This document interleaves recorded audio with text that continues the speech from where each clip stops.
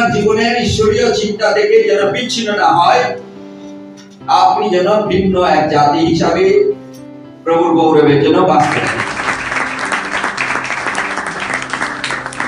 আজকের বিষয় দুইটি শব্দ জানবো, একটি হচ্ছে ভয় আর একটি হচ্ছে সাহস। তার জন্য ঈশ্বরের বাক্য নেওয়া হয়েছে মার্ক লিখিত সুসমাচার 4 অধ্যায় 35 থেকে 42।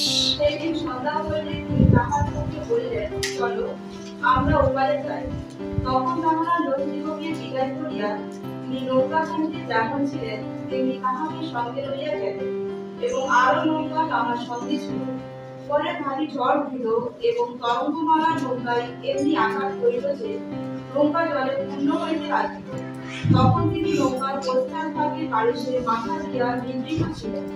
আর তাহারা তাহাকে জ্বালাইয়া কহিলেন, হে গুরু, আপনার কি চিন্তা হইতেছে না যে আমরা মারা পড়িলাম? তখন তিনি জাগিয়া উঠিয়া বাতাসকে ধমক দিলেন ও সমুদ্রকে বলিলেন, নীরব হও, স্থির হও। তাহাতে বাতাস থামিল এবং মহা শান্তি হইল। পরে তিনি তাহাদিগকে কহিলেন, তোমরা এরূপ দৃঢ় হও কেন?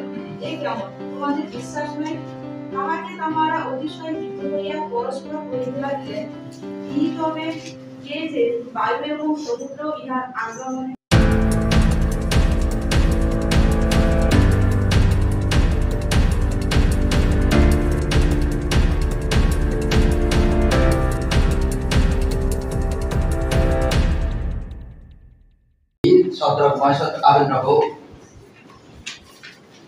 এবং বেলশেৎসার তারা যখন পৃথিবীতে ছিলেন, অন্য লোকেরা তাদেরকে আইডেন্টিফাই করতে পারত এরা একটা ভিন্ন রূপের মানুষ। এদের চিন্তাধারা ভিন্ন, এদের কথা বলাতে ভিন্ন, এদের প্রেম ভিন্ন। এই জাতিটা সম্পূর্ণ ভিন্ন জাতি। তাদের দেখে সেখানে অনেক ইসরায়েল লোকেরা ছিল, অনেক ইহুদি লোকেরা ছিল এবং অন্যান্য লোকেরাও ছিল, কিন্তু তার মধ্যে হঠাৎ এই কয়েকজনকে কেন ভিন্ন প্রকারে দেখতে লাগলো। এক বুড়িমা, তিনি ব্যাংকে গেছেন অ্যাকাউন্ট খোলার জন্য। বুড়িমাকে দেখে ব্যাংক ম্যানেজার বলছে, কেন আমার কাছে হঠাৎ ডিরেক্টলি চলে আসছে? কারণ এগুলো গৌর বুড়ি, দেখে মনে হচ্ছে পয়সা নাই। তখন বুড়িমা বলছে, আমার অ্যাকাউন্টটা কাপড়ে খুলে দিতে হবে, কারণ ওরা এই যে আপনার লোকেরা কোনো কথা শুনছে না। তখন ব্যাংক ম্যানেজার বলছে, আপনি কত টাকা আছে আপনি ব্যাংকে অ্যাকাউন্ট খুলবেন? বলছে, আমার বর্তমানে এখন 10 লাখ টাকা আছে। আমার চোখে গেছে, আরে এই বুড়ি, এগুলো কেবল বুড়ি, দেখে মনে হচ্ছে খাওয়াটা পায় না। 10 লাখ টাকা, 10 লাখ টাকা আপনি কোথায় পেলেন? আমি বাজি রাখি, আমি ইনকাম করার আমার অনেক জায়গা রয়েছে, আমি আমার 10 লাখ টাকা রয়েছে। তখন ব্যাংকে বসুন এবারে অ্যাকাউন্ট খোলার জন্য এবারে 10 লাখ টাকা। এখন বলছে কেমন আপনার এই বাজিগুলো? ও দেখুন, আমি আপনাকে সত্যি কথা বলবো, একটা সত্যি, এই আপনি মাথায় যে চুলটি রয়েছে ফলস চুল রয়েছে, এক কথা আরম্ভ করলো আর এক কথা আমাকে। তখন ব্যাংক ম্যানেজার বলছে, আমার মাথায় ফলস চুল নেই, আপনি ভুল বলছেন, মিথ্যে বলছেন। বলছে, ঠিক আছে, বাজি রাখলাম, আপনার মাথায় যে ফলস চুল রয়েছে আমি প্রমাণ করে দেব। আমি 1 লাখ টাকায় বাজি রাখলাম। তখন ব্যাংক ম্যানেজার বলছে, খুশি হয়ে গেল, বলছে, আমার তো ফলস চুল রিয়েল নেই। ব্যাংক ম্যানেজার, ঠিক আছে, আপনি যদি প্রমাণ করাতে পারেন ফলস চুল রয়েছে, আমি 1 লাখ টাকা দেব, আর না হলে আমি 1 লাখ টাকা।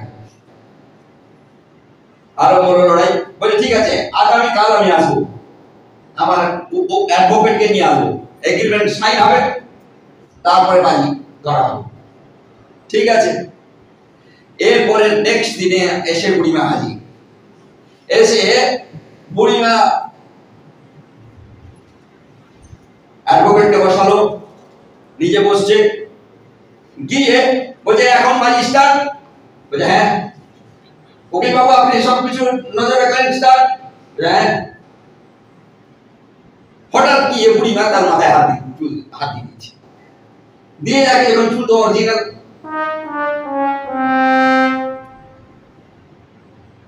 রহস্যটা কোথায়? বলছে এবার 1 লাখ টাকা দেন। এবারে সঙ্গে সঙ্গে সে ঘুরে গেছে উকিলের কাছে, বলছে দেখলেন আপনার সঙ্গে আপনার বাজি হয়েছিল 4 লাখ টাকা, যদি আমি ব্যাংক ম্যানেজারের মাথায় হাত দিতে পারি, আপনি বলছেন 4 লাখ টাকা দেবেন, এখন 4 লাখ টাকা দেন। 1 লাখ টাকা তাকে দিল, 3 লাখ টাকা আছে। বাজি ভিন্ন প্রকারই, কোথায় হারতে হচ্ছে আবার কোথায় জিতছে সে জানে বলি না, কোথায় জিততে জানি। আমরা ঈশ্বরের লোকেরা আজকে যে অংশটি দেখেছি, সেই অংশটি বারংবার পড়েছি, শুনেছি। আপনার জীবনের ঈশ্বরীয় চিন্তা থেকে যেন বিচ্ছিন্ন না হয়, আপনি যেন ভিন্ন এক জাতি হিসাবে প্রভুর গৌরবের জন্য বাঁচতে পারেন। আজকে যে নৌকো নিয়ে আমরা, বিশেষ করে শিষ্যরা ছিলেন, যিশু ছিলেন, যিশু তিনি নৌকোর মধ্যে ঘুমাচ্ছিলেন, এর মানে বিশ্রাম করছিলেন, এবং আর শিষ্যরাও ছিলেন। এখন এই ঘটনাটা আমরা শুনেছি, বারংবার শুনি, পড়ি, কিন্তু আজকের এই জায়গা থেকে প্রভুর পবিত্র বাক্যে বোঝার চেষ্টা করব। আজকে 2টি শব্দ আজকে আমি আলোচনা করব, 2টি শব্দ। একটা হচ্ছে ভয়, আর একটা হচ্ছে সাহস। আজকে আমরা ভয় আর সাহস 2টি শব্দ। এই ভয় আর সাহস যিশু বারংবার তিনি এই বিষয় নিয়ে তিনি বলে গেছেন, ভয় আর সাহস নিয়ে। তিনি ভয় বলছে ভয় করো না, আবার কোথায় বলছেন তিনি বলবান হও, সাহস করো। কিন্তু এখানে একটা সমস্যা, প্র্যাকটিক্যাল এখানে দেখতে পাই যিশুর সঙ্গে শিষ্যরা ছিলেন নৌকোর মধ্যে, যিশুর সঙ্গে থেকে তারা ভয় পাচ্ছিল। ইন্টারেস্টিং। যিনি সাহসবান লোক ছিলেন, তার সঙ্গে থেকে তার পরিচয় বুঝতে পারেনি। তারা খ্রিস্টের সঙ্গে থেকে তারা ভয় পাচ্ছিল। ঈশ্বরের সম্পর্কে, যিশুর সম্পর্কে তাদের কোনো স্বচ্ছ ধারণা ছিল না বলে তারা ভয় পাচ্ছিল। এখন এই 2টি শব্দে ভয় মানুষের মধ্যে কেন আসে একটু চিন্তা করি। কি কেন হঠাৎ ভয় আসে, কখন ভয় মানুষ পায়? এই যে প্র্যাকটিক্যাল। এখন নিজের প্রতি অক্ষমতার জন্য, যে নিজের প্রতি অক্ষম তাদের ভয় হয়। ধরুন আপনি সানডেতে প্রভুর দিন আছে, আপনি জানেন, আপনার যদি দেখা যায় অর্থনৈতিক ভয় থাকে, তাহলে বলবেন আজকের দিনটা আমি কেন মিস করবো, বরং কাজ করতে চলে যাই। কারণ আপনার ভয় কেন? ভয় যে অর্থনৈতিক ভাবে আজকে 200, 250, 300 টাকা আমার হবে, এখানে যদি চলে যাই ওই টাকাটা হবে না। সেই ভয়ে কিন্তু আমরা কিসের ভয়? নিজের প্রতি অক্ষমতা, যে আপনি ওই সপ্তাহে ওই জায়গাটা ম্যানেজ করতে পারবেন না, অক্ষম, তাই ভয়। দ্বিতীয় কেন ভয় হয়? শারীরিক কোনো কারোর সমস্যা থাকলে তার ভয় হয়। তার ভয় শারীরিক হতে পারে, রোগ, শারীরিক কোনো না কোনো সমস্যা থাকলে তার ভয় হয়। তৃতীয় কিসের জন্য ভয় হয়? স্বচ্ছ জ্ঞান বা স্বচ্ছ ধারণা কোনো বিষয় না থাকলে মানুষের ভয় হয়। দেখা যাক, আমি যখন তিলাবনীতে প্রথমে প্রভুর পরিচর্যাতে আসি, ঘরটি একটা ঘর আরম্ভ করা হয়। ঘরটার চড়া একটু কম হবে। এখন সেই ঘর করতে গিয়ে ঘর তৈরি হয়ে গেছে, সকলেই চিন্তিত, বলছে এত বড় জোড়া করেছেন, এখানে আটকাবেন কি করে? এই মূর্ধন্যটাকে সকলে চিন্তিত। আমি কিন্তু তখন পাস করিনি কিভাবে আটকাবো। আমি জানি কিভাবে আটকাবো, কারণ আমার স্বচ্ছ ধারণা ছিল ওই হল ঘরটার ভেতরে খুঁটি না দিয়ে দূরে রেখে কি করে আটকাবো সেটা আমার স্বচ্ছ ধারণা ছিল। কিন্তু অন্যদের তারা স্বচ্ছ ধারণা ছিল না, তাই তারা ঘাবড়াচ্ছিল, ভয় পাচ্ছিল। কাঠামো করলাম, কোন মিস্ত্রি দিয়ে আমরা কাঠামো করিনি।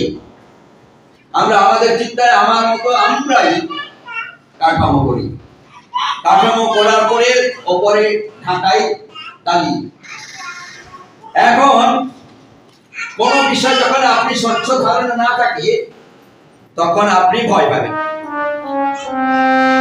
শারীরিক মানসিক যদি দুর্বল থাকে আপনি ভয় পাবেন। গুরুকে প্রণাম করতে গিয়ে এত লোকের ইয়েতে 123 জন তার উপরে মারা যায়।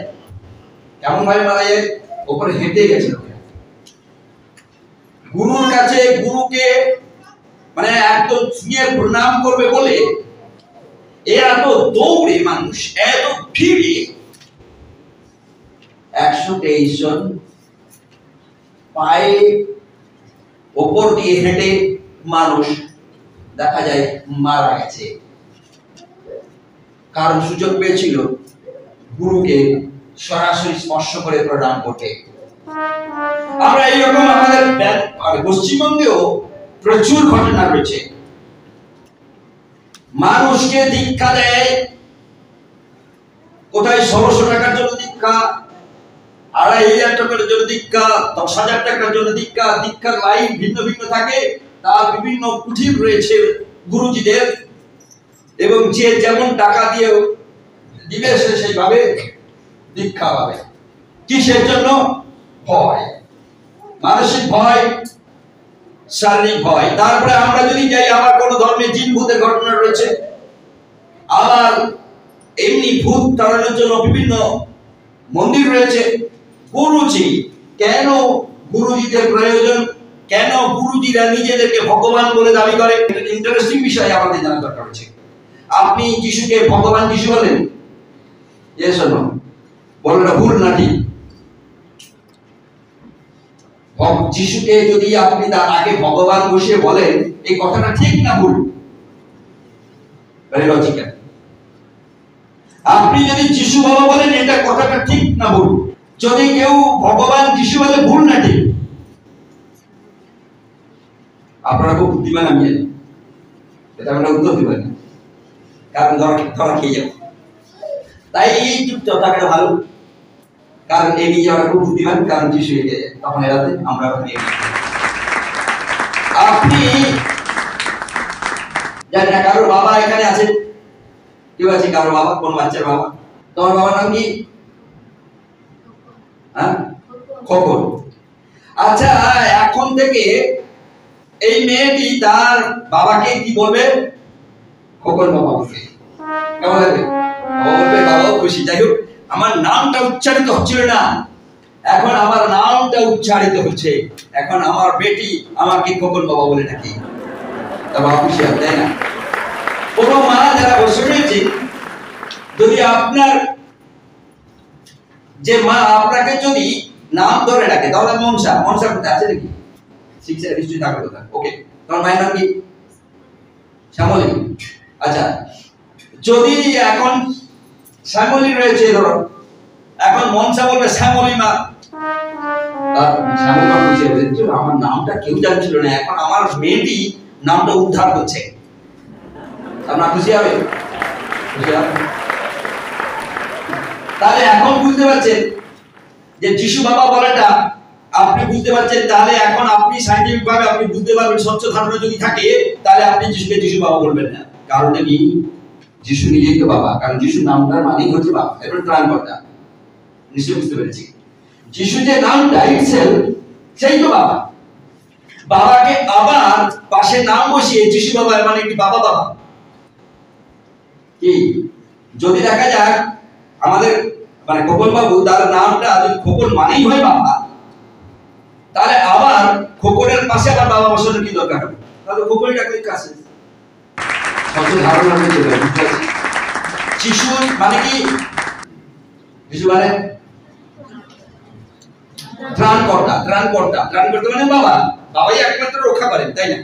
তো যিশু মানে যিশুটাই যে ওয়ার্ডটা, সেটাই বাবা। তারপরে আবার যিশু বাবা এর মানে আপনার কিছু প্রবলেম রয়েছে, যে প্রবলেমের জন্য আপনি যিশুকে যিশু বাবা বলেন, কারণ সেটা আপনার নিজের বাবা, শ্বশুর বাবা। ও নিয়ে দেন আপনার ধর্ম বাবা। কারণ যদি নিজের বাবা হয়, সে খুব কষ্টে নাম যখন কেউ জিজ্ঞেস করে বলে, তার পূর্ব পর্যন্ত তার বাবার সামনে তার বাবার নাম বলে না, অন্য কারোর কাছে তার বাবার নাম বলে না। তখন বলে আমার বাবা না ছিল, যখনই বলে আমার বাবা ও বাবা ছিল, এই কখন বাবা ছিল আমার, যখন কখন বাবা ছিল আমাকে সাহায্য করতে হবে, করবে তার মেয়ে করবে, করে। আপনারা বলেছেন স্বচ্ছ ধারণা হেতু হয়, তার জন্য আমরা যিশুকে কখন বাবা বলি, যিশু বাবা বলছি, ভগবান যিশু বলছি, করে। কারণ আপনি আপনার বাবার স্বচ্ছ ধারণা নেই যে আপনি তার বেটা বা বেটি। তাহলে এখন আমরা যে জায়গাটা রয়েছি, এটা একটা উদাহরণ যে আমরা বোঝার চেষ্টা করি।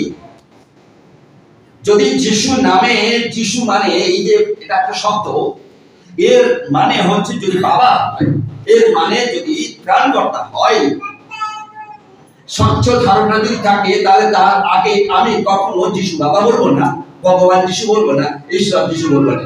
যারা করছে যিশু বাবা বলে, যিশু গুরু বলে করছে, এবং আপনি বুঝতে পারছেন ওরা যিশু সম্পর্কে সম্পূর্ণ স্বচ্ছ ধারণা নেই, যার ফলে অনেকে যিশু গুরু করে গ্রামে গ্রামে দৌড়াচ্ছে।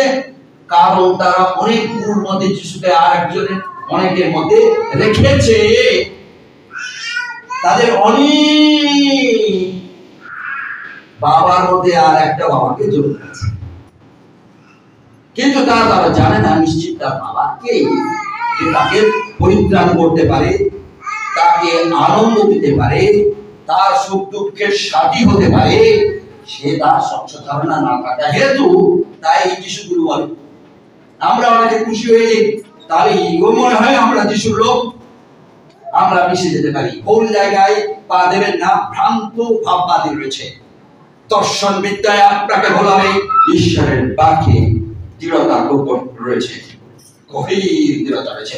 এখন ভয় আপনি গ্রামে গ্রামে অনেক জায়গায় শুনছেন যিশু গুরু গুরু বলে, পরমেশ্বর বলে। এই পরমেশ্বর ওয়ার্ডটা হচ্ছে একটা হিন্দি বিশেষ ভাষা, এবং এটা বিশেষ সাধু ভাষাতে বাংলাতে পরমেশ্বর বলা হয়। এখন ঈশ্বরের পবিত্র বাক্যে আমাদের এই বাংলাতে কোথাও পরমেশ্বর লেখা নেই, কিন্তু এটাও সাধু ভাষাতে। তাহলে পরমেশ্বর ভাষাটা বসিয়ে পরমাত্মার দিকে নিয়ে গিয়ে যিশু গুরুকে ব্রেন ওয়াশ করিয়ে আপনাকে ভয় দেখাবে। এবং তারা কি করছে জানেন? তারা বলছে তোমাদের যে সকল অংশ বিভিন্ন ভাবে তোমাদেরকে দিতে হবে, না হলে তোমরা অভিশাপ হবে। Very interesting. এবং ভয় দেখে দেখে গ্রামে এরা বিভিন্ন ভাবে এরা প্রার্থনার আয়োজন করে, ভয় দেখে দেখে ভদ্র মহিলারা নেতৃত্ব দিচ্ছে, এবং ভয় দেখে দেখে ঠিক একটা ভিন্ন প্রকারের অন্য ধর্মের মতো মানুষের কাছ থেকে টাকা নেওয়ার চেষ্টা করছে, এবং পেটের জন্যই করছে। আমার প্রভু দাস, আপনি শুনেছেন কাকে খাদ্যে বেঁচেছিল, কে যেন? এলিও খাদ্যের অভাবের জন্য রাজাকে ভয় দেখাতে যাননি, ঈশ্বরের কোন লোককে ভয় দেখাতে যাননি, বরং তিনি চলতে আরম্ভ করলেন। এমন জায়গায় গেলেন, খাদ্যের অভাবে খুব কষ্টে পড়লেন, ঈশ্বরের শরণাপন্ন হলেন। আর ঈশ্বর তিনি কাক পাঠিয়ে টাউন থেকে কাকগুলো খাবার নিয়ে আসতো, ফেলে দিত, আর সেই খাবার খেয়ে এলিও সার্ভাইভ করছে। আমরা জানি এক বিশেষ বিধবার ঘরে শেষ ভাগের মতো খেয়ে মরবে বলে সে নিশ্চিত হয়েছিল, এবং আমরা ঈশ্বর দাসকে জানি যে সেখানে শেষ খাওয়াটি প্রভুর দাস সে খেয়েছিল, আর তার পরিবর্তে তাদের ময়দা বেড়ে গেছিল, তাদের তেল বেড়ে গেছিল। ভয় দেখাতে হয়নি। আমরা যারা ঈশ্বরের সঠিক দাস বা দাসী হয়, কাউকে ভয় দেখায় না, কিন্তু ঈশ্বরের যে ইনস্ট্রাকশন রয়েছে, ইনস্ট্রাকশনে কম্প্রোমাইজ করে না। হতে পারে আমি একদিন 3 দিনের একবার রান্না করে 3 দিনের পান্তা খেয়েছি, স্টিল আমি জীবিত এবং সুস্বাস্থ্য রয়েছি। আমেন। যারা আপনারা প্রত্যেক দিন খাবার খেয়ে, এভরিডে খাবার খেয়ে জীবন ধারণ করেছেন, দেখা গেছে তাদের মধ্যে বিভিন্ন রোগ দিয়েছে, কিন্তু ঈশ্বর তিনি বিশ্বস্ত, তিনি সেই 3 দিনের পান্তা খাওয়ার পরেও এই লোকটিকে ঈশ্বর এখনো পর্যন্ত জীবিত এবং সুস্থ রেখেছে। আমেন। আপনাকে যদি কোনো রোগ দেয়, ভয়ের কোনো কারণ নেই। আপনি বলবেন, প্রভু তুমি আমাকে রোগ দিয়েছো, তার জন্য আমি খুশি, কারণ আমি আপাতত প্রতিদিন তোমার কাছে এসে চোখের জল ফেলতে পারি। এটা আমার আপনার পাপের জন্য নয়। প্রভু আপনাকে খুব খুব কাছে পেতে চাই বলে হতে পারে। প্রভু আপনাকে এই ঘটনার মধ্য দিয়ে কোনোভাবে আপনাকে কোনো জ্ঞান দিতে চাই, হতে পারে। প্রভুর ইচ্ছেই যেন আপনি তার গৌরব করেন শেষ দিনে, যাতে তার পবিত্র কোলে ছেড়ে দেন আপনি না চান। তাই আমি আমার পবিত্র বাক্য কোথাও নিশ্চিত নেই যে পাপের জন্য রোগ হয়েছে, কারণ সেদিন যিশুকে প্রশ্ন করেছিল, প্রভু এই লোকটি যদি কেউ আপনাকে কোনো গুরুজি বলে, আপনার হতে পারে সে যিশুর লোক, হতে পারে খ্রিস্টান, ভয় দেখায়, আপনার ভয় পাবেন না। কিন্তু তখনই ভয় পাবেন যদি আপনার যিশুর সঙ্গে আপনার স্বচ্ছ ধারণা না থাকে। যখন ঈশ্বরীয় সম্পর্কে আপনার নিশ্চিত জ্ঞান না থাকে, মানুষ কখন এদিক ওদিক যায়, কখন মাদুলি পরে, কখন সাপ কামড়ালে ডাক্তারের কাছে না গিয়ে, ঈশ্বরের পরামর্শ না নিয়ে বিভিন্ন গুণী ওঝার কাছে যায়, তার একটা মাত্র কারণ তারা স্বচ্ছ ধারণা নেই। তাই এখানে শারীরিক মানসিক কি বলা যায় দুর্বলতা থাকে, লোক যেটা বোঝায় সেই মুহূর্তে সেটা বুঝে নেয়। ভয় বিশ্বাস না থাকায়, আত্মার বিশ্বাস না থাকার জন্য সে ভয় করে। আর একটি মানুষ ভয় করে, অন্যায় করলে তো ভয় করে। আপনি চুরি করে ভয় করবেন, এই করবেন, করবেন কি করবেন না? চুরি করবে, আর যদি লোক লুটে কোনো জিনিস নিয়েছে, আপনি একাই বলে ফেলবেন না আমি এই জন্য এসেছিলাম। দেখা গেল আপনার কোনো ইচ্ছে ছিল, সেই ইচ্ছেটা দেখা গেছে রুমে, আপনার ঘরে, আপনার রুমে আপনার স্ত্রী ধরে যাক নেই, আপনার খুব খেতে ইচ্ছে রয়েছে, আপনি তো অসুবিধে, মানে আপনি লোভী। দেখা গেছে মাংস রান্না করেছিল, রাত্রিতে মাংস খেয়েছেন, আবার মাংস রয়েছে, কিন্তু আপনি তো রোগ সামলাতে পারছেন, কিন্তু আপনার স্ত্রী ওকে একটু একটু করে দিচ্ছে, কারণ দিচ্ছে না, কারণ আপনার অসুবিধা হচ্ছে জানেন। আপনি কি করেন, যে স্ত্রী চলে গেছে লুকিয়ে আপনি কক কক করে খেয়ে দিচ্ছেন, যেই এসছে আপনি এমন করে লুচে খুঁজে বেরোচ্ছেন। ভয়, এই ভয় কেন? ভয় হওয়ার কারণ হচ্ছে অন্যায়। এটা এক প্রকার অন্যায়। আপনি জানেন এটা স্ত্রী বলবে, আপনার নানা রকম রোগের সমস্যা রয়েছে, খেতে দেয় না, এটা একটা বড় প্রকারের অন্যায়। এটা যদিও পাপ কথাটি আমি উল্লেখ করছি না, কিন্তু অন্যায়, মানে জড়তা, কোনো বিষয়ে পরিষ্কার না, এটা করলে পাপ, এটা করলে দুঃখ পাবে না, ব্যথা পাবে না, লোক সত্যি কি ভাবে, এই জড়তা থাকার জন্য আমরা ভয় করি। তাহলে এখন বুঝতে পারছি ভয় কেন মানুষের ভয়। আপনারা এইগুলোর মধ্যে আপনি ঘোরাফেরা করে দেখুন, আপনার মধ্যে ভয়। এখন তার অন্য বিপরীতে আমরা দেখার চেষ্টা করবো সাহস।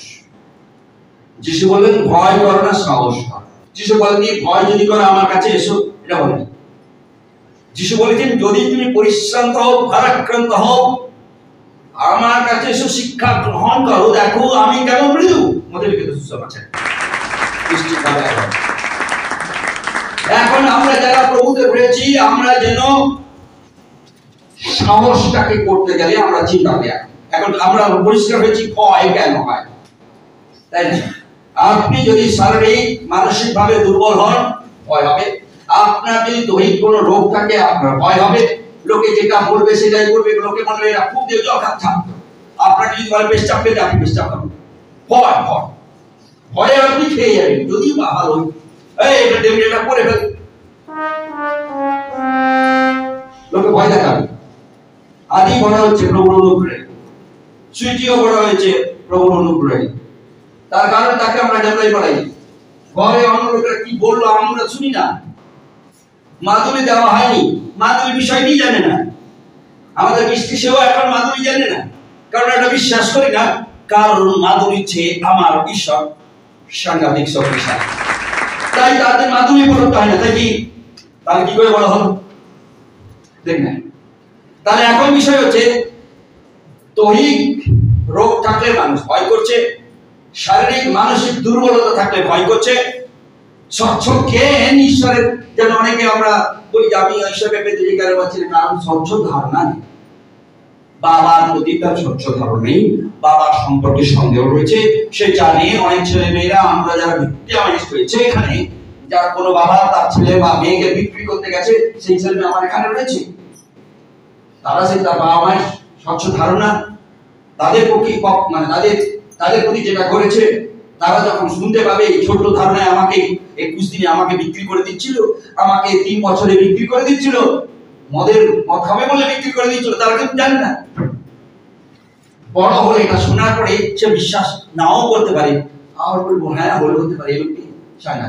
এরপরে সে বাবাকে বিশ্বাস করবে, সে বাবাকে তাকে দেখতে ইচ্ছা হবে। এবারে স্বচ্ছ ধারণা পরিষ্কার হয়ে যাওয়ার পরে সে বাবাকে আর কোনোদিনের জন্য বাবা বলবে না, সরে আসবে। এটা যে প্র্যাকটিক্যাল প্রবলেম। যদি আপনি আপনার বাবা মানে যিশু সম্পর্কে যদি সে পরিষ্কার ভাবে পজিটিভ কথা না শুনে, সে তখন ভাবে যিশু মানে অন্যান্য গুরু তার একটা। আমরা যারা প্রভুতে রয়েছি, এই ধারণাটা আমরা যদি আমাদের জীবন থেকে তুলে ধরার চেষ্টা করি, তাহলে কিন্তু সেই ভয়টা কেটে যাবে। তখন সে বলবে আমার জীবিত থাকলেও আমি থাকবো যিশুতে, না থাকলে আমাকে যদি বাজে স্বপ্ন হয় তাতেও থাকবো। এক মেয়ে ছিল, সে হোস্টেলে থাকতো, আমাদের এখান থেকে নার্সিং হচ্ছিল, এবং সে দেখতে পেয়েছিল ঘুমের ঘরে, মানে ঘুমের স্বপ্নে এমন একটি বিশ্রী স্বপ্ন দেখছিল, যার জন্য সে চেষ্টা করছিল হাত দিয়ে করবে, কিন্তু তাকে যখন ঝেঁকে রেখেছে, ভয়ে ঘাবড়ে গেছিল। খায় তারপরে যখন কোনোভাবে ঘুম ভাঙে, দেখে যখন গোটা গায়ের তার ঘাম। তারপর থেকে সে মাথার কাছে বাইবেল নিয়ে ঘুমাতে আরম্ভ করে, আর সেই ধরনের ঘটনা আর তার জীবনে ঘটেনি। সেই সময়ের জন্য একটু একটু করে বাইবেল পড়তে আরম্ভ করে, আর সেটা শেষ হয়ে যাওয়ার পরে, ভয় কেটে যাওয়ার পরে মানুষ আর এর কাছে আসে না। এখন স্বচ্ছ ধারণা যদি থাকে, সে জানে যে আমি যদি ভালো থাকি, আমার বাবার কাছে মানুষ, আপনার ছেলে মেয়েরা বাবার কাছে কখন যায়? অসুস্থ হলে কি যায়? বাবা অসুস্থ চেক করতে কে আসে? তাই তো এভাবে যাই আমরা রেগুলার মেনটেন করে যখন সুযোগ পাই চেষ্টা করে যাই। এটা পার্থিব ক্ষেত্রে যদি হয়, কদিন বাবা বাঁচবে একবার দেখে আসি। ও আপনি বাবাকে দেখতে যান, দেখভাল করতে যান না। আপনার ঈশ্বর, আপনার যিশু, আপনার ত্রাণকর্তা, তিনি তো কোনোদিনের জন্য অসুস্থ হন না, তাই কি আপনি দেখতে যাবেন না? কারণ তিনি সৃষ্টির মালিক, তিনি অসুস্থ হন না। আমি বাইবেলে ঈশ্বরের পবিত্র বাক্যে কোথাও শিষ্যদের দ্বারা লিখিত কোনো অংশ পাইনি যিশু একদিন অসুস্থ হয়েছিল, যার ফলে যিশু শিষ্যরা গিয়ে তারপরে হাত রেখে প্রার্থনা করেছিল। শিষ্যরা একটাও হলে লেখেনি যিশু একবার সত্যি কাজ শুরু ছিল, জানো? ব্যতিক্রম, আমার বাবা ব্যতিক্রম, বারংবার বল। একটা ছোট বাচ্চা যাকে এত ঠান্ডায় গোয়াল ঘরের মধ্যে, ছিটে বেড়া ঘরের মধ্যে, এত ঠান্ডায় তাকে বিশেষ গোয়াল ঘরের ভেতরে গরু যে জায়গায় খায়, সেই জায়গায় শুয়ে দিয়ে খড় দিয়ে যে কিছু কাপড় টাপড় দিয়েছে, জানি না কি দিয়েছিল, কি পেয়েছিল। ঠান্ডা লাগেনি? আমার যিশুকে ঠান্ডা লাগেনি, তার কারণ নিশ্চয়ই বুঝতে পারছি। তার জীবন দশাতে কোনোভাবে আমরা রোগের ঘটনা ঈশ্বরের পবিত্র বাক্যে তার মা, পার্থিব যে মা, যার দ্বারাই সে পৃথিবী এসেছিল সেখানে কোনো জায়গায় আমরা দেখতে পাই তার শিষ্যেরা দ্বারাই লিখিত নেয়। এর মানে আমরা নিশ্চিতভাবে জানি তিনি সুস্বাস্থ্য ছিলেন সর্বদা। ক্রুশীয় মৃত্যুর সময় আমাদেরকে একটা চড় মারলে আমরা এই মুহূর্তে মারা যাব, কিন্তু প্রভু যীশু খ্রিস্ট 3টি ঘন্টা তিনি ঝুলেছিলেন এবং প্রত্যেকটি একটি করে বাক্য থ্রো করেছিলেন। 7টি বাক্য সম্পূর্ণ করার পরে তিনি শেষ জায়গায় বললেন, কি বললেন শেষে, কি বললেন?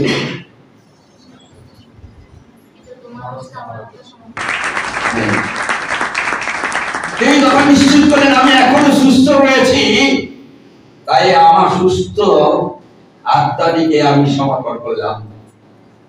পৃথিবী আর আমাকে অধিকার করবে না। যেখানেই এসেছিলাম আমি সেখানেই আমি পুত্র হিসাবে আমার অফিস স্টার্ট করলাম এবং এন্ড করলাম। আজকে আপনার জীবনে ভয় কেন আসে চিন্তা করতে আরম্ভ করুন। কেন ভয় আসে? আপনার ভয় যদি কেউ আছেন, ভয়ের মধ্যে জীবন কাটাচ্ছেন, আপনি চিন্তা করুন আপনার আত্মিক শারীরিক কোন দুর্বলতা রয়েছে নাকি, বা আপনার কোন রোগ রয়েছে নাকি, ভয় দৈহিক রোগ, অথবা আপনি আপনার জীবনে অন্যায় কিছু করছেন নাকি, অথবা আপনি আপনার নিজের প্রতি অক্ষমতা কোথাও আছে যে অক্ষমতার জন্য আপনাকে ভয় হয়, আপনি খুঁজে বের করতে হবে। আপনি অক্ষমতা, আপনি পরিবারের প্রতি অক্ষমতা, ভয় কেন হয়? শারীরিক কোন রোগ রয়েছে নাকি, সমস্যা রয়েছে নাকি, এবং স্বচ্ছ ধারণার জ্ঞান আপনার কি নাই, তার জন্যই ভয়। কোথায় ভয় রয়েছে খুঁজতে থাকুন। আজকে আমরা যে অংশটি মার্ক লিখিত সুসমাচার যে অংশটি পড়েছি, 4 অধ্যায় 35 থেকে 41, সেখানে তাদের খোঁজার চেষ্টা করি তাদের কি সমস্যা ছিল। ভয়, তার ভয় করছিল, মানে ভয় কিসের ভয় করেছিল? ডুবে যাওয়ার ভয়। তারা জানে নিশ্চয়ই তাদের দেহের মৃত্যু হয়ে গেল, অবসন্ন, তাই তারা ভয় পেয়েছিল। তারা কিন্তু যিশুর সঙ্গে ছিল, মনে রাখি, তারা খ্রিস্টের সঙ্গে ছিল, তারা যিশুর অলৌকিক সকল কাজ তারা দেখেছিল। যিশুর দ্বারাই সকল অলৌকিক আশীর্বাদ পাচ্ছিল মানুষ। তারা নিজের চোখে সেগুলো দেখেছিল, অনুসন্ধান করেনি, দেখেছিল। তারা ভয় পাচ্ছিল। যখন বেসামাল হয়ে ওঠে তখন যিশুর কাছে ছুটে গেছে। যিশু দেখে, যখন যিশু তারা গিয়ে দেখে যিশু আর রকম আছে, বিশ্রাম করছে, কোনো তার ভয়, যিশুর ভয় নাই। যারা তার সঙ্গে ছিল তাদের ভয়। আপনি আমার যিশুর ভয় নেই, আমরা আপনারা যারা রয়েছি যিশুর সঙ্গে ভয় তো আমাদের। এই দেখুন, আপনি ভয়, শুধু ভয়, যেখানে যাবেন ভয়, যেখানে যাবেন ভয়। তার কারণটা কোথায়? কারণটা খোঁজার চেষ্টা করুন যে আপনি কেন ভয় করেন। আগামী কালের জন্য আপনি খাবেন কি করবেন, কেন ভয় করেন? কেন ভয় করেন যে রবিবার দিন প্রভুর দিন, প্রভুকে দেওয়ার দিন, আপনি বোঝেন এটাই, তারপরে বলেন যে এই দিনটা যদি কাজ করে 300 টাকা লস হবে, তাই ভয়ে আপনি কাজে যান। কেন ভয় করেন? তাহলে ভয়টা কিন্তু ছিল একটি মাত্র কারণ, আপনার যিশু সম্পর্কে স্বচ্ছ ধারণা নেই। যিশু সম্পর্কে আপনার কোনো আপনার রিলেশনের স্বচ্ছ জ্ঞান নেই। আপনি সত্যি আপনার যিশুকে এই যিশু গুরু করে রেখেছেন না যিশু বাবা করে রেখেছেন? আরে বাবা বাবা, আবার তার আগে নাম ধরে ডাকা। কারণ যে বাবা বাবাই থাকে তাকে বাবা বাবা বলে আবার বারবার বাবা বলে হয়। বাবার আগে কোনদিন শুনেছেন শ্রী শ্রী বাবা? আমরা ভেরি প্র্যাকটিক্যাল এই যিশুর ক্ষেত্রে যদি দেখি, বাবার আগে শ্রী যিশু বলা হয় না, কারণ এটা বাবা। আপনাকে যখন ছেলে কিংবা মেয়ে বাবা বা মা বলবে, মা শ্রীমতী মা, যদি নাম থাকে তো শ্রীমতী মা মানে এই অংশে, মানে যার নাম শ্রীমতী সেক্ষেত্রে নয়। ধরুন শ্রী শ্রী বাবা, আরে বাবার আবার শ্রী, বাবাই তো নিজেই তো শ্রী। শ্রী মানে বুঝতে পারছি, শ্রী মানে সুন্দর, সৌন্দর্য, শ্রীমতীর ক্ষেত্রে একই। তাহলে এই জায়গাতে কেন যে বাবার আগে মায়ের আগে শ্রীমতী মা বসানো হবে, বাবার আগে শ্রীমতী শ্রী খোকন কেন বসানো হবে? এর মানে স্বচ্ছ জ্ঞান নেই।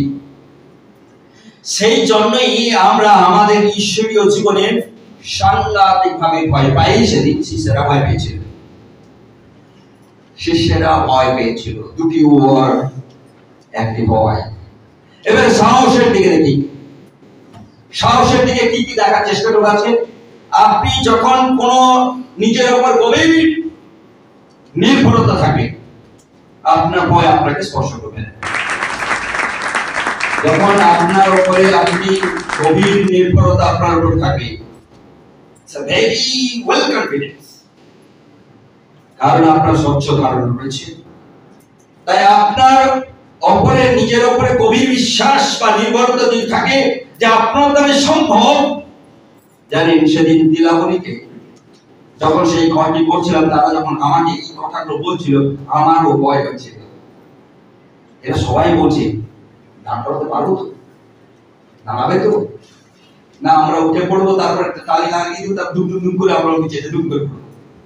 ভয় হচ্ছিল, কারণ এত কথার মধ্যে ভয় হচ্ছিল। কিন্তু একটি এই জায়গায় আমার ভয় হচ্ছিল, ভয়টা কিন্তু প্রকাশ করি। কারণ আমি যদি ভয় প্রকাশ করি আর আমার সঙ্গীরা তাহলে তো পুরো খাবে দেবে। তাই আবার বলতে তাহলে মধ্যে নাটকে যাওয়া বলতে হবে, না না তাহলে হল হবে। এখন বিষয় হচ্ছে এই যে আপনি জানেন যে সকলের চারিপাশে এত লোক রয়েছে, আপনার রক্তমাংসের শরীর, তাই এতজন যখন নেগেটিভ কথা বলছে আপনি তো ভয় হবে না। কিন্তু আপনার নিজের উপরে গভীর বিশ্বাস থাকলে আপনাকে চুপচাপ থাকতে হবে, চিন্তা করে যেতে হবে, প্রভুকে বলতে হবে, প্রভু তুমি কৃপা করো, কারণ আমিও ভয় পাচ্ছি, কারণ চারিপাশে লোকেরা কিন্তু একই কথা বলে যাচ্ছে, সফল হবে তো? আপনি প্রভুর কাছে কাঁদতে থাকুন, বলতে থাকুন, আপনার নির্ভরতার জায়গাকে ঈশ্বর তিনি শক্তিশালী করে তুলবেন, স্বচ্ছ ধারণা দেবেন, স্বচ্ছ জ্ঞান দেবেন, আপনাকে ঈশ্বর এস্টাবলিশ করবেন। আপনি যখন আপনার ঈশ্বরের উপর গভীর নির্ভরতা বিশ্বাস থাকবে, ভয় আপনার কাছ থেকে সরে যাবে।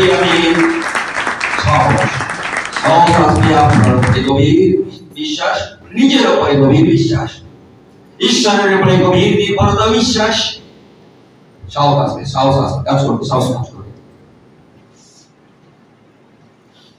আর ঈশ্বরের বিষয়ে স্বচ্ছ ধারণা, আপনার বাবার সম্পর্কে স্বচ্ছ ধারণা।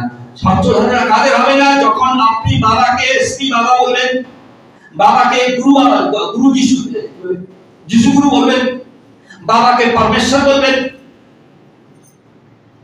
এর মানে আপনার স্বচ্ছ ধারণা নেই।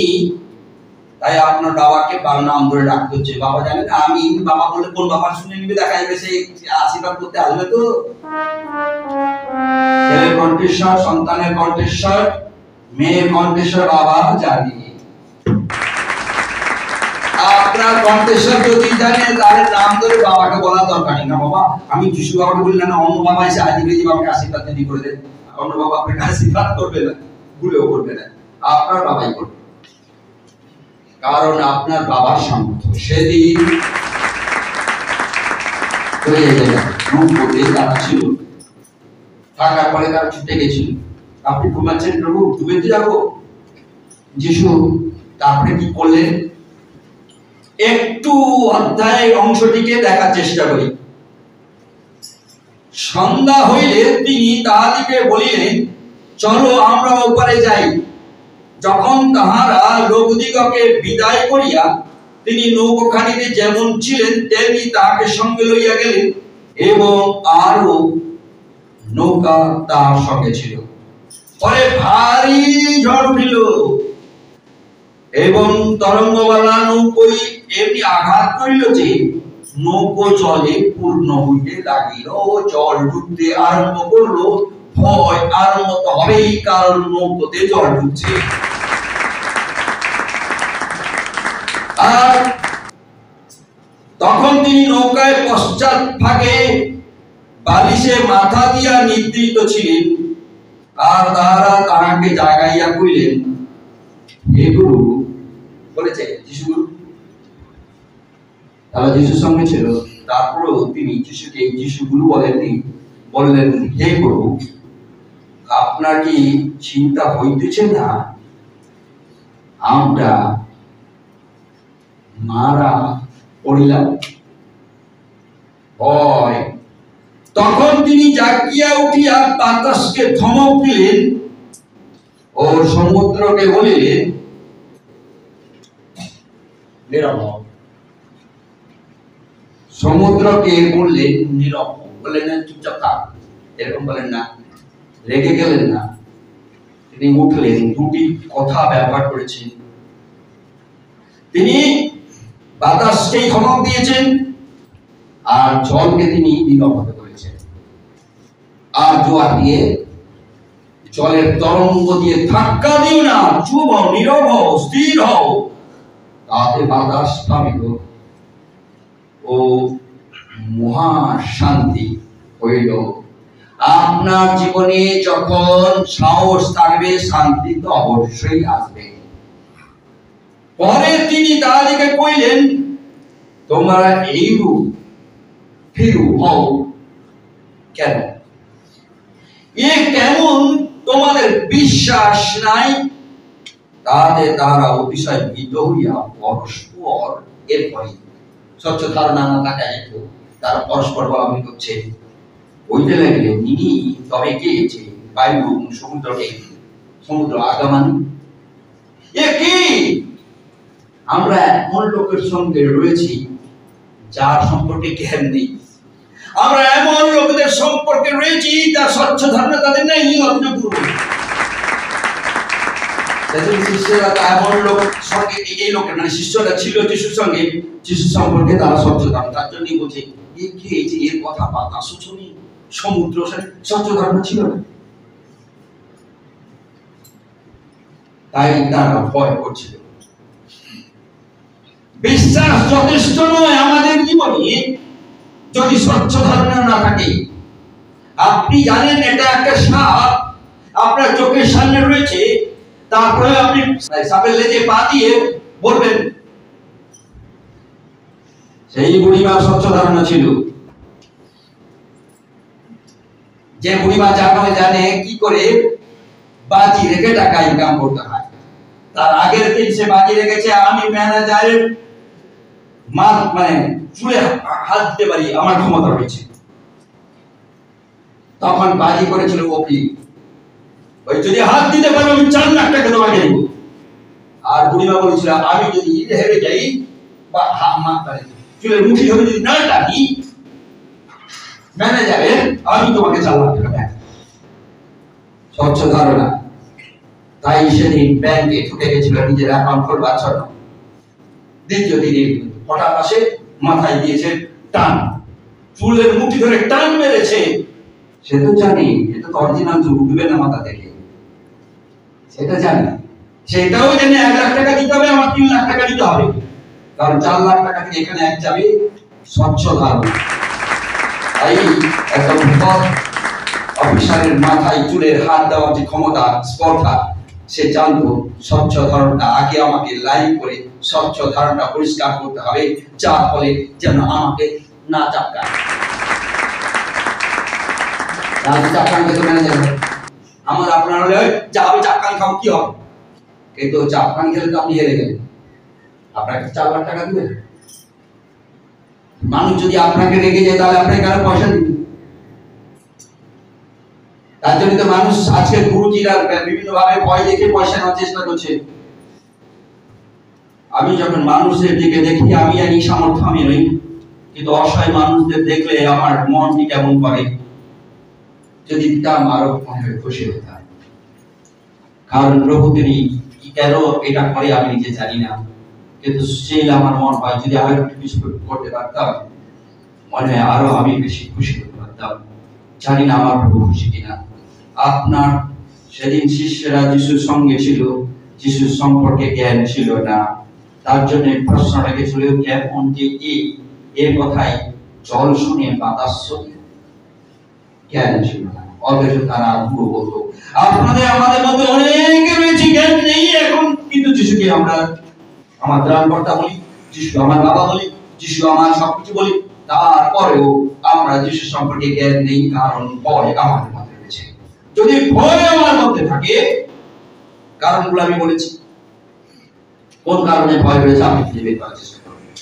শিষ্যদের মধ্যে ভয় ছিল কারণ তারা দৈহিকভাবে, আত্মিকভাবে তারা পূর্ণতা ছিল না, স্বচ্ছ ধারণা যিশু সম্পর্কে ছিল না, অথচ পাশাপাশি যিশুর সঙ্গে ছিল। আপনার পাশেই আপনি যিশুকে সশরীরে পাননি, মনে করবেন, আরো বেশি ভয় হবে।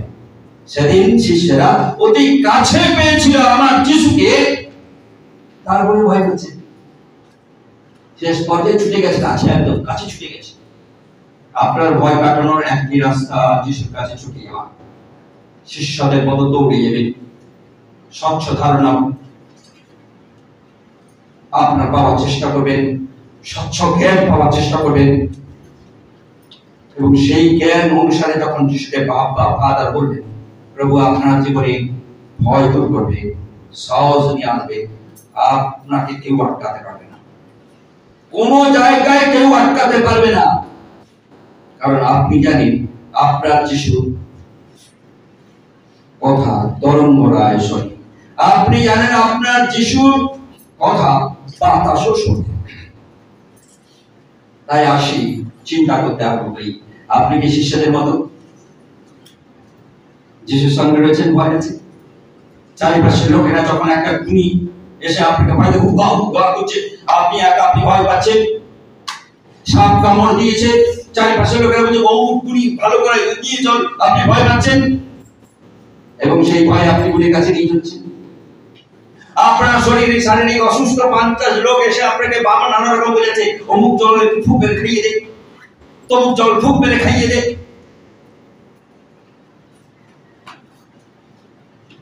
এক একটি পরিবারে আপনি যদি ঢুকে যান, সেখানে অনেক ঠাকুর বসিয়ে রেখেছে, সেই জায়গা কোনটা মায়ের তাদের নামে রাখেন না, আপনি কি না আপনার ছেলে বলে দিদি এরকম ডাকে, অমুক বাবা অমুক মা, আপনার পছন্দ হবে। এর মানে এখানে কিছু একটা প্রবলেম হচ্ছে। স্বচ্ছ ধারণা মানুষ না থাকা হেতু বিভিন্ন গুরুজির কাছে দৌড়ায়, বিভিন্ন ধামে যায়, বিভিন্ন আশ্রমে যায়, পূজা দিতে যায়, কারণ তারা তাদের স্বচ্ছ ধারণা নেই, তাদের সৃষ্টিকর্তা, তারা ব্যক্তিগত সৃষ্টিকর্তা। অন্যদিকে আমরা জিনগুদ হয়, জিনগুদিতে তারা ইমামের কাছে যাচ্ছে, মোল্লার কাছে যাচ্ছে, দৌড়াচ্ছে মানুষ। আমি জানি না তাহলে জিনগুদ কি তাদের কাছে, আমাদের নাই?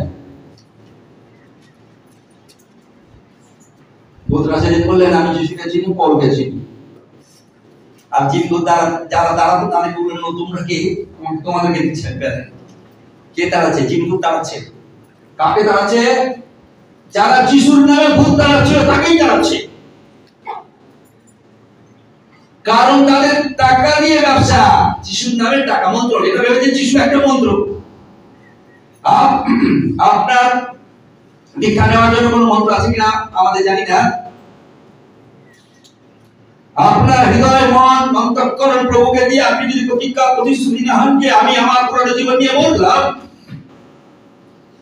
আর দ্বিতীয়বার এই রকম কাজ করবো না, প্রভু আমার এই দেহে যা কিছু চিন্তা ছিল আমি মেরে ফেললাম, আমার ভেতরে যে ঝড়, যে ঝড় ভয়ের ঝড়, যে ঝড় দুর্বলতার ঝড়, যে ঝড় আমাকে জীবনে বিবস্ত্র, মানে কি বলছে, মানে মানুষ পাগল হয়ে গেলে যেমন কাপড় পরতে চায় না, আবার অনেক পাগল হয়ে গেলে যত কাপড় আছে রাস্তায় যে চট জাম সব করে পরেই চলতে থাকে। ভিন্ন প্রকারের পাগল। কে পাগল হাসি, একা খাইছে যে গোটা রাস্তা, কে আবার বকে বকে যাচ্ছে, কে আবার চুপচাপ। আমাদের ঈশ্বরের জীবনে আমরা অনেক সময় ভয়ে চুপচাপ, কেউ আবার ভয়ে বকে হুয়া হুয়া হুয়া করে দৌড়াতে থাকে। কে আপনি দেখুন হঠাৎ মাত্র চোখ দিবেন হুয়া করে দৌড়াতে থাকে। মানে ভয় ভিন্ন প্রকারের মানুষের মধ্যে কি করে সারা দেয়। আপনার মধ্যে কিভাবে সারা দিচ্ছে আপনি বুঝবেন। সেদিন ভয় শিষ্যরা ছিল যিশুর সঙ্গে, কিন্তু তাদের মধ্যে একটা মাত্র কারণ ঘটনা ঘটেছিল, তাদের মধ্যে একটা জিনিস কাজ করেছিল, তাদের ভয় নাড়া দিয়েছিল। কোথায়? তো চল যিশুর কাছে যাবো, চল। একত্রিত ভাবে কিন্তু তারা যিশুর কাছে চলে গেছিল। প্রভু আমরা তো মরে যাবো, আর সেখানে যিশু আছে, তারা মনে যিশু তো মরবে, তাদের সে ধারণা নেই, স্বচ্ছ ধারণা নেই যিশুর সঙ্গে আছে, তারা ধানে তারা মরে যাবে। আর সেখানে যিশু রয়েছে, তোরা মরলে সেও মরবে, এক জায়গায় একটা নৌকায় রয়েছিস। আপনি বললে আপনার যিশু মরবে তো আপনার জীবন, যদি আপনার সঙ্গে যিশু থাকে, তাহলে আপনি জানেন আগে প্রথম যিশু মরুক, তারপর তো আমি মরবো। কারণ বাপ তো একটা বাপ সর্বদা চাইবে তার বাচ্চাকে রক্ষা করতে, জীবন দিয়ে রক্ষা করতে চাইবে। হঠাৎ একটা ঘরে আগুন লেগে গেছে, জানেন, আগুন লেগে যাওয়া হেতু হঠাৎ দেখে সবাই কিন্তু চিৎকার চেঁচামেচি করছে আগুন নেভানোর জন্য। হঠাৎ এক মুরগি ছিল, তার কিছু বাচ্চা ছিল, দেখতে পাচ্ছিস খুব বাচ্চাগুলো সেই বারান্দার কাছে দৌড়ে এদিক ওদিক করে দৌড়াচ্ছিল, কোথায় যাবে খুঁজছিল। হঠাৎ মা, মুরগি মা, সে কি করে দিল, করে সকল বাচ্চা মুরগি মায়ের কাছে এসে পৌঁছে গেল, আর তার মা পালকটাকে খুলে দিল, ঢাকিয়ে নিল। মা জানে মরবো তো মরবো, কিন্তু বাচ্চাকে আপাতত সুরক্ষা দিয়ে মরবো। আর সেই মুরগিও মারা গেল, বাচ্চাও মারা গেল, রক্ষা হয়নি ঠিকই, কিন্তু মুরগি মা তার বাচ্চাকে রক্ষা করার জন্য প্রথম পালক পেতে রেখে নিজের জীবন দেওয়ার চেষ্টা করলো। প্রথম মরিতে আমি চেষ্টা করবো আমার বাচ্চাকে বাঁচাতে। এরকম অনেক ঘটনায় গল্পে নানা রকম ভাবে বুঝতে শেখে আমার প্রভু তিনি। সেদিন শিষ্যদের মধ্যে এইটাই ধারণা ছিল যে একমাত্র একত্রিত হয়ে যায় যিশুর কাছে, কে বলবো আমরা তো মরে যাচ্ছি প্রভু, কারণ নৌকোতে প্রায় জল ঢুকে গেছে, আর পাঁচার কোন রাস্তা নেই। যারা সেদিন নৌকোর সঙ্গে থেকে যখন বলুন পিতর বলুন রাত্রি প্রত্যেকটা রাত্রি প্রত্যেকটা দিন বড় বড় লেকের ওপরে, বড় বড় সমুদ্রের ওপরে তারা মাছ ধরেছে, তারা লড়াই করেছে সমুদ্রে বা জলের সঙ্গে, তারাই ঘাবড়ে গেছে সেদিন নৌকোতে জল ঢুকেছিল। আপনার জীবনে যখন বাইরের এই জল ঢুকতে থাকবে আপনি ঘাবড়ে যাবেন। আপনি যখন সুযোগ দেবেন আপনার জীবনের মধ্যে বাইরের জল ঢুকছে, আপনি ঘাবড়ে যাবেন। আপনার ভয় আপনাকে আতঙ্কিত করে দেবে, আপনার ভয় আপনাকে শেষ করে দিবে। যদি ভুল ক্রমে আপনি নিশ্চিত হওয়ার চেষ্টা করেন, একমাত্র যিশুর কাছে ছুটে গিয়ে বলবো প্রভু আমি মারা যাচ্ছি, আমাকে রক্ষা করো, প্রভু আপনাকে সাহায্য করবে।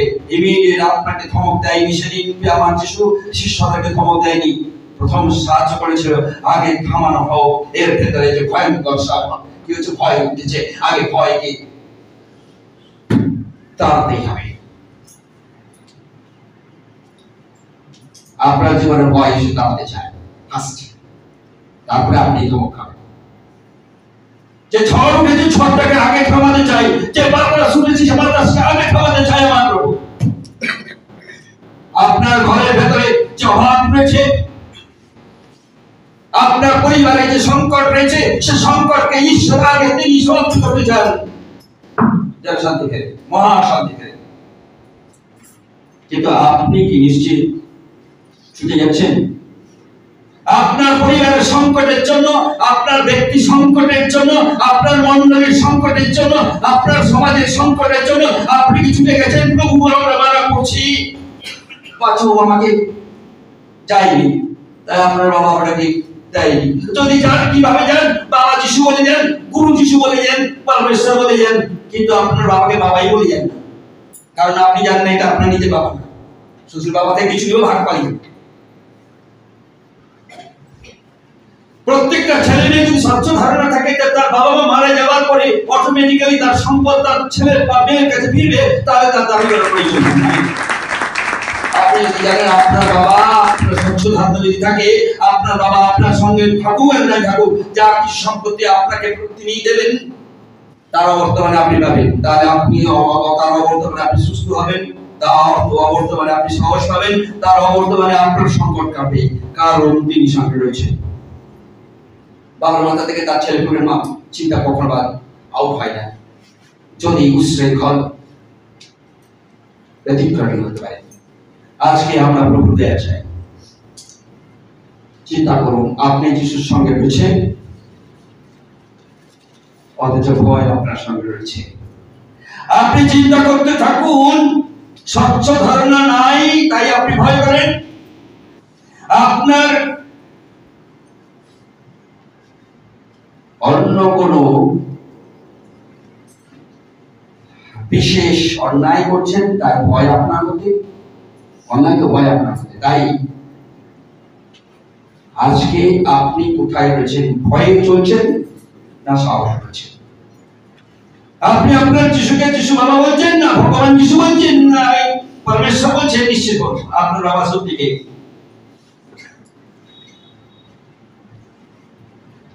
যিশু বাবা বলে অন্যায় নেই, যিশু গুরু বলে অন্যায় নেই, কিন্তু তার বাবাকে সে চিনতে পারে, তাই নাম ধরে ডাকতে হয়। অন্যায় তো নেই, কিন্তু সে জানে না সঠিক সে তার বাবা কিনা। যদি জানতো তাহলে বাবার নাম ধরে হতো। যার জন্য আপনি নিশ্চিত আইডেন্টিফাই করতে পারেন। যদি কেউ বলে যে আমার যিশু বাবাকে সুস্থ করেছে, আপনি নিশ্চিত হবেন এই যিশুকে ব্যক্তিগতভাবে জানেন, সুস্থ তো হয়েছে, কারণ যিশু সুস্থ করে। ডাক্তার তার ঘরের লোককে সুস্থ করে, আর বাইরের লোককেও সুস্থ করে, করে কি করে না? না, শুধু বাইরের লোকের ট্রিটমেন্ট দেয়, ঘরের লোকের ট্রিটমেন্ট দেয় না। শুনেছেন কোন ডাক্তার? যে ডাক্তার যে ক্ষেত্রে রয়েছে সেই যদি তার ঘরের লোক না, ঘরের লোকের ট্রিটমেন্ট করে না, বাইরের লোকের ট্রিটমেন্ট করে। আর এই ডাক্তাররা যদি তাই করে, তাহলে আপনার ঈশ্বর, আপনার যিশু আপনাকে তো প্রথম ট্রিটমেন্ট করবে। উঠে দাঁড়াই, যত ঘুমাই প্রভু যেন সহজ দেয় ঘুম ভাগাতে। আমি জানি অনেকে দেখে খুব কষ্ট হচ্ছে, কারণ আপনি অনেক সহজই। যিশু সেদিন ঘুমিয়েছিল, শিষ্যরা জেগেছিল। শিষ্যদের মধ্যে তারা দেখতে পেয়েছিল জল ঢুকছে, শিষ্যদের ঘুম কেড়ে গেছিল, কিন্তু যিশু তারপরে ঘুমাচ্ছিলেন। আজকে ঠিক অন্যরকম উল্টে, যিশু তিনি জেগেছেন, আপনারা ঘুমাচ্ছেন। আপনি জানেন জল ঢুকবেই না, কারণ যিশু তো আপনার সঙ্গে রয়েছে। আর একবার বলে, আপনার অজান্তে জল ঢুকে যাবে যদি জেগে না থাকে। যদি জেগে না থাকেন, যিশু বলেন জাগিয়া থাকো, কারণ আপনার আমার ঘরে জল ঢোকার জন্য চারিপাশে লোকেরা নালা কেটে রেখেছে। আসুন প্রভু দয়া চাই।